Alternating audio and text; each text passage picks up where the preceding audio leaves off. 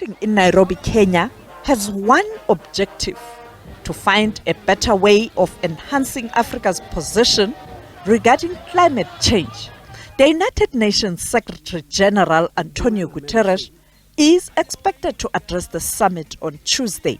It's absolutely essential that developed countries are able to match their commitments.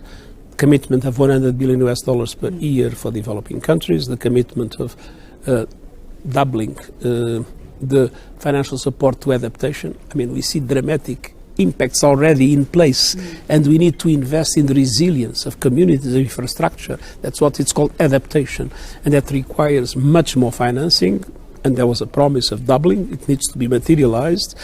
We managed to have a big victory in Cairo with the creation of the loss and damage fund, but now it needs to be operationalized, and we need to replenish the Green Climate Fund. So these things are the minimum that needs to be done. But then there is more, and we have asked for what we called a global solidarity, climate solidarity pact. All emerging economies must come together, and developing ones supporting developing emerging economies in order to effectively being able together to reduce emissions. For those who have already arrived, it was time to make their views known. Climate justice is about the people. Many times we talk about climate solutions or climate action, but sometimes climate action doesn't amount to climate justice. The same way climate change is more than people, more than, weather, it's about the people. It's the same way climate action is more than solar panels, it's more than wind energy, it's about the people. So climate justice means we ensure that the people and the planet are protected. Climate change and environment advocate. This is Turkana community.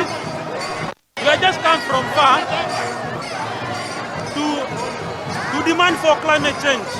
Climate change has really affected our community. Turkana community are pastoralists. Yeah, we are really affected. So we need the government to put more effort. Not financing, mitigation, The climate justice, the climate summit must include everyone, especially the indigenous community. The Kenyan President William Ruto says this summit will assist Africa to look at the ways and means to address the climate challenges. For a very long time, we have looked at this as a problem. It is time we flipped and looked at it from the other side. There are opportunities, immense opportunities as well. We have ample renewable energy potential as well, and the natural assets and resources to green our own consumption, but also to meaningfully contribute to decarbonization of the global economy.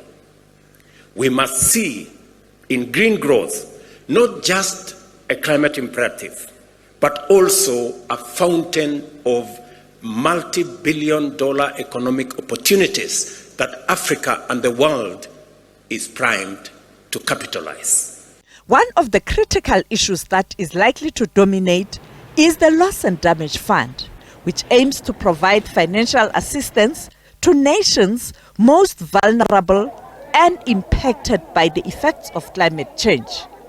There has been a pushback by developed countries who are not committed to supporting the implementation of a resolution taken at COP27 in Cairo last year.